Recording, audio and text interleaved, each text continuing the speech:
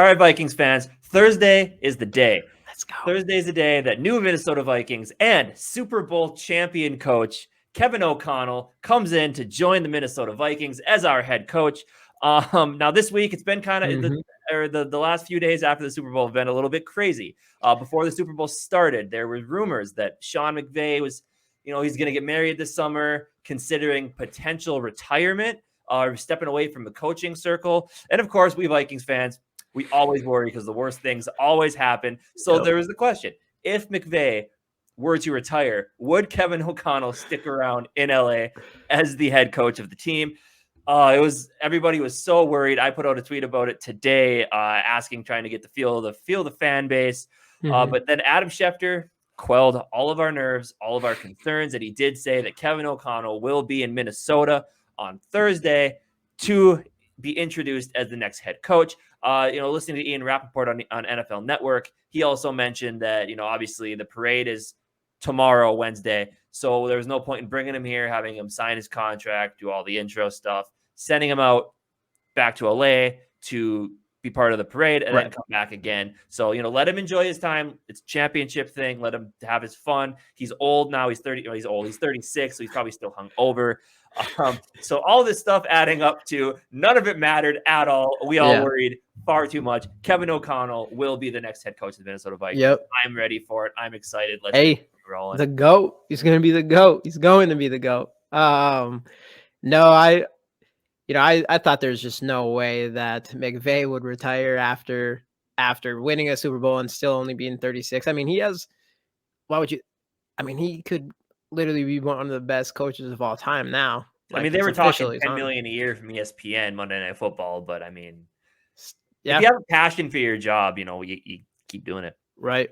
So I guess if he really is just over it and didn't care to coach anymore, I guess, but there's just no way. So, I didn't really believe any of that. And I wasn't surprised that the day after the Super Bowl, he wasn't in Minnesota ready to talk to the media or anything like that. Cause he needs time to celebrate. I know we do have work to do and we got a lot to figure out. We still need to figure out the OC thing. There's quite a bit of things that does need to happen, but the guy won the Super Bowl. He can't just get up and leave. But he's coming Thursday and, we got our guy and he's coming off of a Super Bowl win. Stuff. It's a lot to be excited about, man. Yeah, man. I'm excited. But of course, the biggest thing when it comes to the head coach, the first step is constructing your coaching staff. Obviously in our video last week, we went over a couple of the presumed favorites for some of these certain jobs. We have a little more of an in-depth look here into kind of the layout of we'll start with the offensive coaching staff. Yeah. Before that, Jamie, I think you got something you'd like to say? Yeah. I just want to thank everybody for watching the GG Sport podcast of the Minnesota Vikings, where we endure heartbreak, but always bleed purple. Please subscribe, hit that bell, keep watching our videos. And thank you. Let's roll on. Let's jump right into it. All right. So here's a little bit of a breakdown. Of course, as we talked about, Kevin O'Connell, head coach. Offensive coordinator to be expected. He's bringing Wes Phillips. I believe he was their tight ends coach this past season. Son of, one of a good defensive mind, great defensive mind, and Wade Phillips, former head coach of the Cowboys. He worked with the Rams, of course, as their defensive coordinator. I believe he might be out of the game now, or just he's an advisor somewhere. I'm not too sure. Yeah. Another name that was thrown into the mix here was running backs coach and assistant head coach for the Rams, Thomas Brown. That just came out a little bit ago here. His name's thrown into the ring. Everyone up to this point had expected it to be Wes Phillips. Either way, we're getting, obviously a guy who was an assistant head coach, very responsible. We saw what their running backs did throughout the season. Either way, it'll be a good hire. I'm still putting my money on Wes Phillips. I'm thinking quarterbacks coach, TBD. We don't know yet. This came out pretty recently. An assistant quarterbacks coach, your quarterback advisor, Jerrod Johnson, is going to join the staff. I believe, was it last week we talked about Modkins joining the staff as well? We talked about that in our video last week. A big one, Keenan McCardell is back on, is staying on the squad this year, a returning coach, which I wanted to run over to this quick. Since he's returning, another one of the fan favorite coaches is not. Andre Patterson, as you see from this last week, this tweet by Adam Schefter, he is joining the New York Giants as their defensive coordinator, joining Brian Daboll's staff over there. Big loss. Kind of upset that we're losing him, but just wanted to toss that out there while we're talking about a returning coach. And then today it was announced tight ends coach, passing game coordinator Brian Angelicho. I don't know how you pronounce it. I'm sorry, man. We I think it's butchered right. that. And then offensive line coach, former player, he was part of the offensive line coaching staff for the Broncos, Chris Kuper. So there you got it. Breakdown of what we're looking at here for an offensive coaching staff. We actually we'll go into our slideshow here and just kind of go more in depth on these guys. Let's do it. Yeah, I mean, we've filled out quite a bit of positions, which we had to do. It's not surprising that the OC in some of these offensive positions, they wanted to wait till O'Connell was here to get his especially if he's opinion. taking him from the Rams as well. Yeah. Can't really. So I'm not surprised at that at all. But me neither. But there you got it.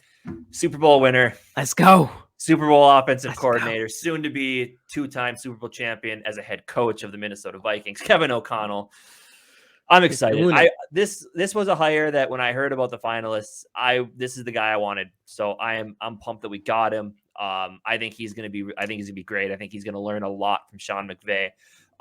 Seeing what their offense did at the end of that game after OBJ went out, it was a little bit of a lull. They didn't really know what to do. They were still trying to, I think they were not really avoiding Cooper Kupp, but maybe a little bit just because of, the coverage he was getting. But at the end of the game, in crunch time, they forced the ball to their playmaker and they won the game. So I want him to bring that. I want him to bring the culture that McVay has on that team. Overall, I think it's going to be a great hire for this. Yeah, and the that little play to DJ Moore when he handed it off to Cooper Kupp and they tried to throw one to Matt Stafford, but Cooper Kupp overthrew it. Justin Jefferson, I bet you any money, is a better passer than Cooper Kupp, and he throws that ball. So Kevin O'Connell, you got not just the best receiver, but maybe one of the better receivers throwing the ball. Yeah, definitely. So there we got it. Kevin O'Connell. We talked about him back in a different video. So that's all we need to know. Super Bowl winner. Let's get on it. We got Wes Phillips, presumed offensive coordinator of the squad. Yep. Like we already said, his dad's Wade Phillips, head coach for the Cowboys. So that's a huge name. So I think it's kind of cool that, we have someone with that kind of pedigree, or at least, coming from that kind of background here to help Kevin O'Connell. I'm assuming, we talked about, we're hoping Kevin O'Connell kind of takes more of a leadership role, but I still think he'll have his foot quite a bit into the offensive game, offensive play calling and all that stuff. But just a little bit about Wes Phillips in general is he was a student at UTEP. I don't even know what that is, but UTEP minors football. I'm not sure exactly what that is. Do you know what that is? I've heard of it. I don't know what it is, but anyways, he'd go on to West Texas A&M as a quarterbacks coach, and then in 2006, quarterback coach for Baylor. He would become a quality control offensive assistant for the Dallas Cowboys between 2007 and 2010. He was promoted assistant offensive line coach 2011 to 2012 for the Dallas Cowboys, and then again to tight ends coach for Dallas Cowboys. And then he was hired to be tight ends coach for the Washington Redskins from 2014 to 2018. And obviously he was just the Los Angeles Rams tight ends coach from 2019 to 2020. Well, 2022, I guess, unless we don't get him. But right. UTEP, University of Texas El Paso. That's where that is. I had a feeling that was it when we started talking about Baylor teams and stuff like that. So I think it'd be a great hire. I mean, obviously, I think he'd kind of be in the same role as McVay was, or as O'Connell was, to where McVay's.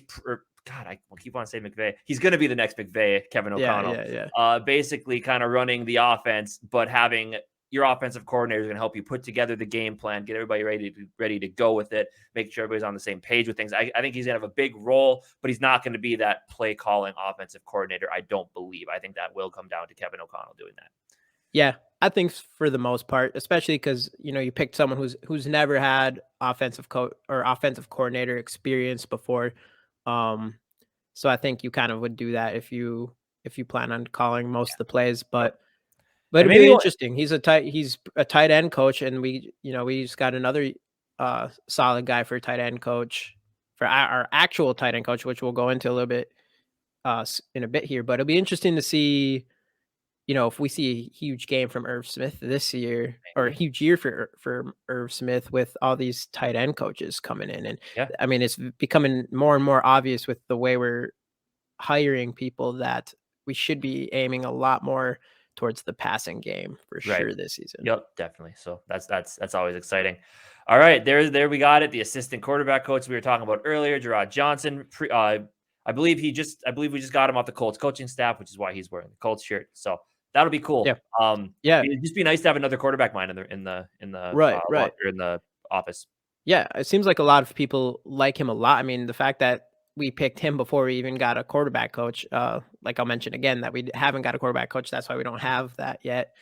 But yeah, the fact that they picked him up before we even got a quarterback coach they must really believe in this guy, and he is really young. I think 33 you said? Yep, 33. Yeah, 33 years old. So maybe he could be one of those young guys on our coaching staff that could make his way up to like the next quarterback coach or whatever. So there's a lot of potential with him there. Which kind of makes you wonder, maybe they will bring that Thomas Brown in as their offensive coordinator. Then instead of giving Wes Phillips that jump straight from tight ends coach to offensive coordinator, maybe they put him in that quarterback coach position to kind of that seems to be the normal trajectory. Quarterback coach then leads into offensive coordinator. Right. Yeah, you could be right. But Jerrod Johnson has experience being a quarterback. He kind of jumped around between like the Canadian Football League and then the NFL. But as for the NFL, he played for the Philadelphia Eagles in 2011, Pittsburgh Steelers in 2012. Like I said, he was bouncing around. Seattle Seahawks 2013, Chicago Bears between 2013 2014, Baltimore Ravens in 2016, and then Dallas Cowboys in 2016, and then was his last year in the NFL. I don't really have a lot of knowledge on him as far I don't really remember him as a quarterback. He must not have had very many opportunities, but probably not. He's obviously a better coach. As in 2017, he was the Diversity Coaching Fellowship. I don't even know what that is. I don't even know what that is. For the San Francisco 49ers, and then the same position for the Indianapolis Colts in 2019. He was promoted to offensive quality coach for the Indianapolis Colts into 2020 to 2021, and now he's an offensive assistant and quarterbacks coach for Minnesota Vikings. So, I mean, he's making an interesting path, I feel like, to this spot. So it's going to be an interesting thing, I think. Yeah, well, I just think it's always nice to get that former player mindset when it comes to your quarterback's coach. Because if he brings in a guy who didn't play quarterback in college or had very limited experience and didn't make it to the pros, Jerrod Johnson has seen what is how the pro game goes from a classroom perspective and an on-field perspective. So I think the nice thing will be you'll mesh two people together, somebody who knows, has been in coaching for a while in the other two options we have. True. Plus this guy who has more of like the player's side of things. So I think especially it'll be a good way to mesh those two together to get the most out of the most important position on your football team. And he's kind of climbing his way up pretty quickly here, it looks like. So he just I think there's a lot of potential that our organization must see in him. Yeah, for sure. So a very interesting hire, and I'm excited to see where that one goes. We talked about last week, Curtis Modkins. We'll put a card up for the video if you want to go check that out. Yep. We talked about that last week. So our other video, we went a little more in depth on Modkins. But we do know that he's the running backs coach for the Broncos, and he had a really good. I mean, the Broncos' whole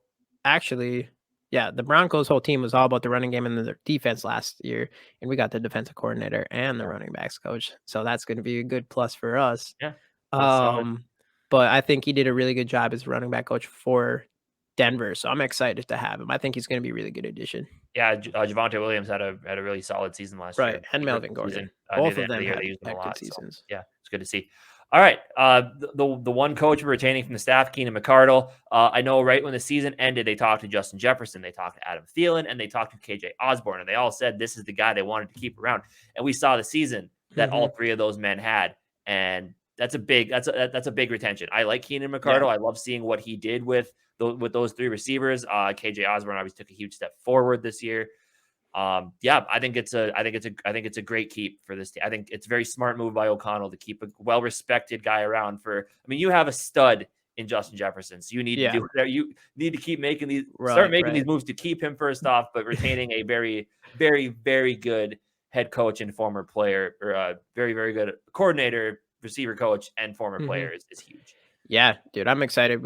I think it was just the last video or last week's video that we talked about the two coaches that we'd want to see on our staff from last year's, and it was Keenan McCardell, and we've already talked about Andre Patterson, which does suck, and we'll go a little bit more into that. But so I'm super excited. I'm glad we at least were able to keep one of them. Yeah, and definitely. he's a great coach and he's highly respected. And like you said, we need to keep JJ happy, and why change something that already was working well.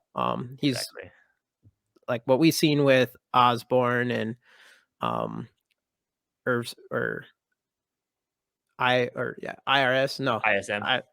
I mess that up every time. But how we've seen them progress is amazing. So yeah, so I'm happy about this one. It's a great retention, as I said before. Tight ends coach, as we talked about, Brian Angelicho. I hope that's how you pronounce his name. That's a cool last name if that's how it is. Right. Yeah, I mean it looks like he's had quite the career as being a tight ends coach, because I'm seeing here. Let's go straight to the NFL here. In 2012, 2013. So it looks like, he was the offensive. So he was a wide receivers coach for Pittsburgh. He was an offensive assistant and tight ends. And then he became the tight end coach for Pittsburgh. And then he became the tight end coach for Rutgers. And then in 2012 to 2013, he was hired as a tight end coach for Tampa Bay. Then Cleveland Browns, 2014 to 2015. Then Green Bay Packers. So we got another one of those.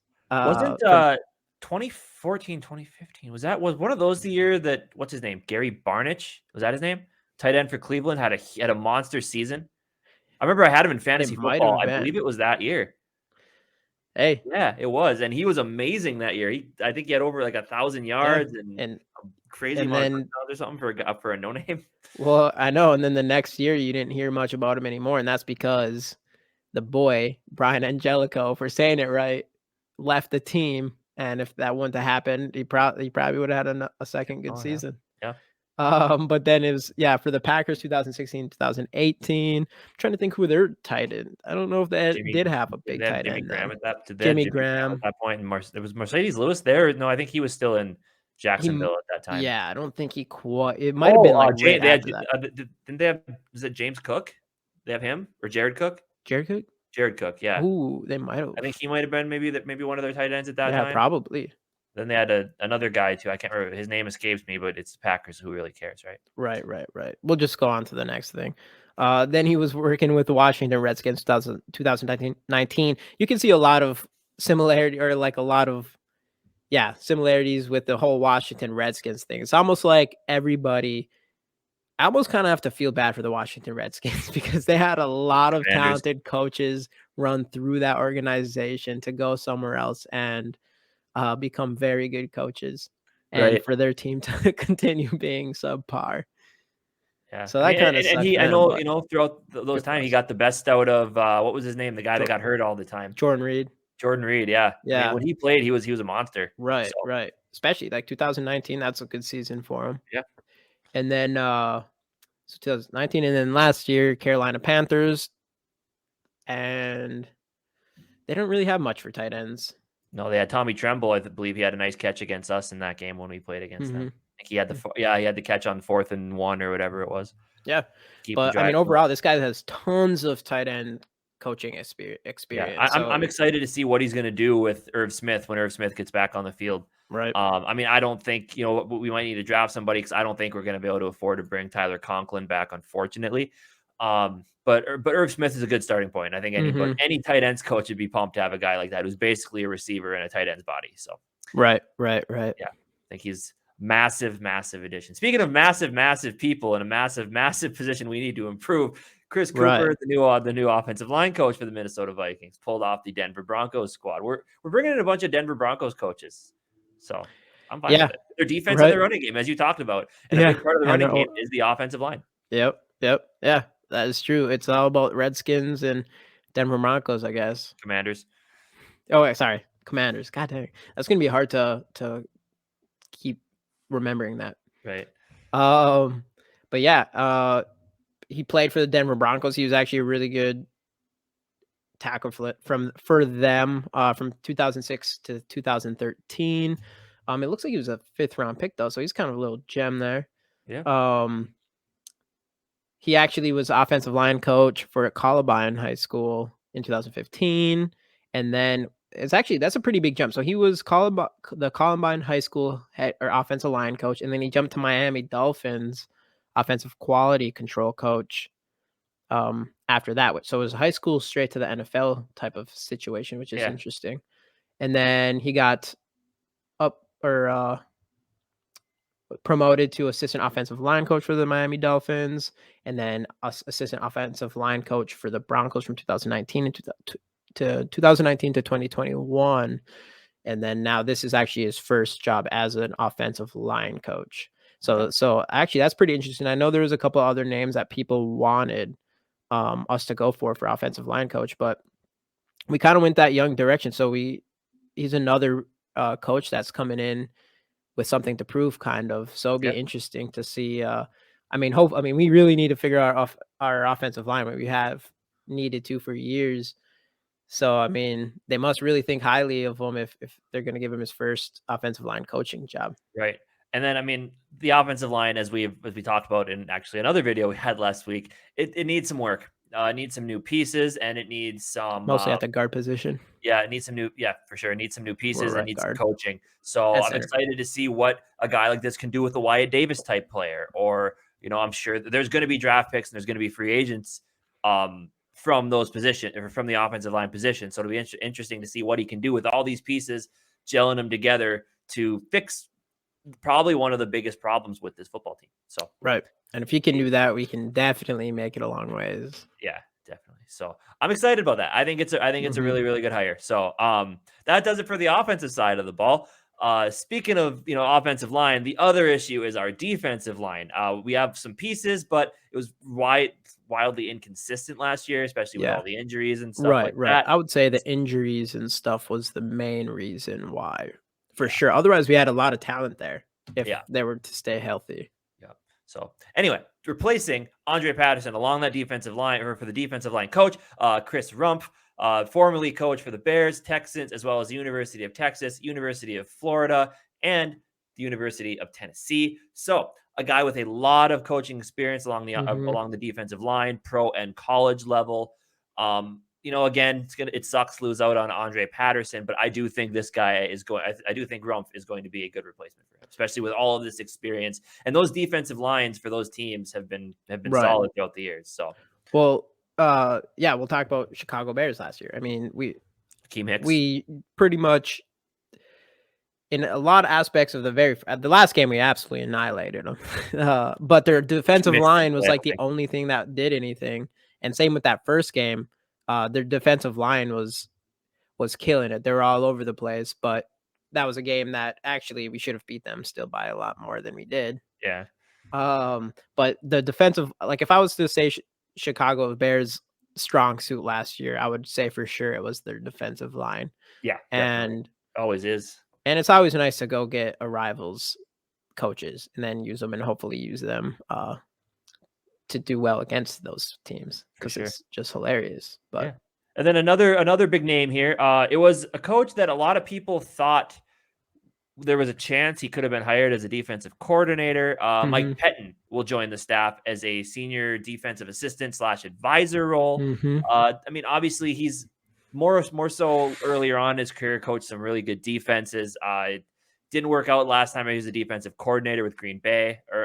He was their defensive coordinator. That didn't necessarily work out the best. They ended up releasing him at the end of his contract. But overall, it's just, I mean, he's not going to be coordinating the defense. He's going to be in that advisory role. I think it's a good role for him. Again, it's another guy with experience along the defense. It looks like Kevin O'Connell is setting it up to where I mean, obviously he's going to be the head coach of the team and still the culture, but he's hiring a lot of experienced defensive coaches to handle that side of the ball, a side of the ball he might not be super familiar with, and he can learn from these guys too. They can tell him what they know, and it's only going to help him grow as a full-on team head coach. Yeah, I love it. I like that they're doing that. I think you got two highly respected defensive-minded players on our defense. I mean, to have a young offensive-minded coach and you bring in two guys one guy's literally been a head coach before, the other guy's been a defensive coordinator forever and coming off of a very good season for the Broncos. Right. Having all that experience and stuff like that, I think it's going to bring a lot less headache for Kevin O'Connell for his first season in here. So I'm excited about that. I think that was smart that they're trying to do everything they can to make sure that defense is taken care of for them. For sure. So jumping back into a little more about these players, of course, the man, Ed Donatel, we talked about him as well last week. If you want to go check that video out, that would be great. You'll learn our thoughts on him and a little more in depth about him. Here you got defensive line coach Chris Rumph. Obviously, we already discussed a lot about Chris Rumph, former defensive line coach for multiple NFL and college teams. So as we talked about, experienced guy, it's going to be good for this team. It's going to help out that defensive line a ton, I think. Then Mike Pettine, again, kind of went over him. I know you probably got a little bit more about what he's done throughout his career, I would assume. We'll go straight to the NFL here. Baltimore Ravens coaching assistant 2002 to 2003, assistant defensive line coach in 2004, outside linebackers coach for the Ravens 2005 to 2008, and then he was hired as defensive coordinator for New York Jets with Rex Ryan. And this is when the Jets are a terrible franchise, but this is one of the best defenses that they ever had. As far as my life is concerned. Right, yeah. I mean, that's what really brought them there. Yeah. Brought them to 2 AFC championship games was their defense under Rex Ryan. Right. So I think, and that's kind of what created the hype for his name and everything, because then from there you become Buffalo Bills defensive coordinator, did well there, and then was hired as the head coach for the Cleveland Browns. It didn't work out very well. Yeah, it didn't work out very well. But it is the Browns. I mean, who knows? But, we hired him as not even a defensive coordinator. He's just the assistant defensive coordinator, mine or whatever. So, I mean, just to have all that experience, he's been successful. And I've already said this, but so that's super important. And then you've already mentioned that he was the defensive coordinator for Green Bay. That didn't really go very well as well, but it's the Packers and it just sucks. So who cares?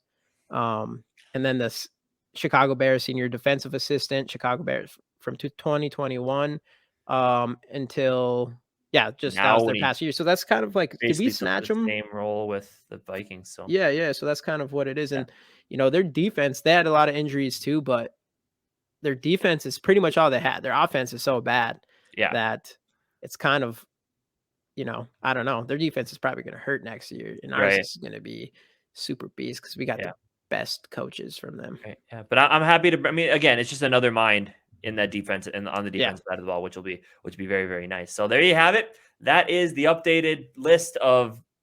I mean, I don't know I think a couple of them are official, but the list of how this coaching staff is about to play out. Again, I am just super excited I want to get to Thursday so bad right now. I want to get Kevin O'Connell in the building. I want to get that press conference done. I want to hear about his vision for the team. Yes. I'm super excited about it, man. I can't wait. I can't wait for Thursday. Let's get here faster. I want this to be official. I want to get going on this offseason. Yeah, I'm ready. It's been fun so far. Getting new head coaches. This whole experience has been crazy. Jim Harbaugh, getting Kwesi and all that stuff. But it's time to move on from this, and I'm excited too, so we can get into free agency, so we can figure out contract situations, just like the boy Kirk Cousins. I mean, because with the combine later this month and free agency kicking off like a month from now, there's a lot that's got to happen before we get into that period. Yeah, so it's gonna be another crazy. Once we get everything going, the news is rolling fast. The news is gonna roll fast, so we gotta be ready for it. I'm excited. Yeah. So am I. Yeah, so with that being said, I think that'll do it for this episode. If you like the video, give it a like, hit the thumbs up button. We'd appreciate that. Let us know your thoughts on this coaching staff down in the comment section. If you want to check out some of our other videos, they'll be right up here for you guys. And most importantly, don't forget to subscribe to GG Sports Podcast to see all of our videos throughout this exciting offseason. And that'll do it for us. We'll see you guys next time. SKOL Vikes.